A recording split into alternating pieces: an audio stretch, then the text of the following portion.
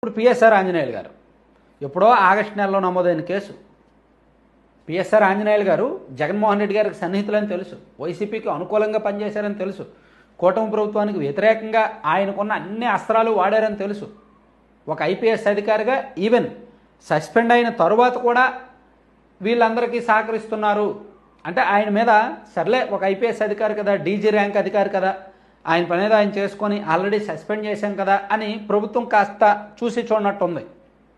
కానీ ఆయన తనకున్న పరిచయాలు, తనకున్న నెట్వర్క్, తనకున్న సిస్టమ్ మొత్తాన్ని వైసీపీ వాళ్ళని కాపాడడానికి వాడుతున్నాడు. వైసీపీ వాళ్ళకు ఫోన్లు చేసి డిపార్ట్మెంట్లో జరుగుతున్న ఎంక్వైరీస్ని, ఇన్వెస్టిగేషన్ వాళ్ళకు లీకులు ఇస్తున్నాడు. అందుకు ప్రభుత్వం అతన్ని అరెస్ట్ చేయాల్సి వచ్చింది, లేకపోతే అరెస్ట్ చేసేవాళ్ళే కాదు. ఎందుకంటే ఆగస్టులో నమోదైన కేసు ఇప్పుడు ఎందుకు అరెస్ట్ చేస్తారు? ఈ మధ్య ఈ వారం రోజుల నుంచి అతని కదలికల పట్ల ప్రభుత్వానికి అనుమానం వస్తుంది.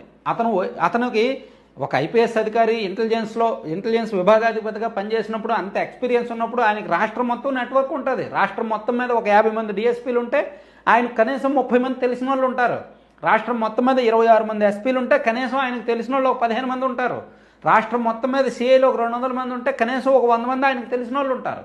ఆ తెలిసిన వాళ్ళలో కూడా ఆయనకు సహకరించే వాళ్ళు అందులో సగం మంది ఉండొచ్చు. అంటే రాష్ట్రంలో ఉన్న పోలీస్ నెట్వర్క్ మొత్తం మీద ఒక 20 to 30% ఆయనకు సుపరిచితులు, బాగా కావాల్సిన వాళ్ళు అయి ఉండొచ్చు. సో వాళ్ళ ద్వారా ఆయనకు ఇన్ఫర్మేషన్ వస్తుంది, ఏదో ఒక దశలో వస్తుంది. అది ఆయన తనకున్న నెట్వర్క్ని మిస్యూజ్ చేసి వైసీపీకి సహకరిస్తున్నాడు. కాబట్టి దానివలన ఈ దర్యాప్తు ముందుకు కదలట్లేదు, కాబట్టి నిందితులు తప్పించుకుంటున్నారు, కాబట్టి అతన్ని అరెస్ట్ చేశారు. లేకపోతే పిఎస్ఆర్ ఆంజనేయులు గారిని అరెస్ట్ చేసేవాళ్ళే కాదు. పాత కేసు కదా, వదిలేసేవాళ్ళు, సస్పెండ్ చేశాం కదా అని. సో అది అలా జరిగింది.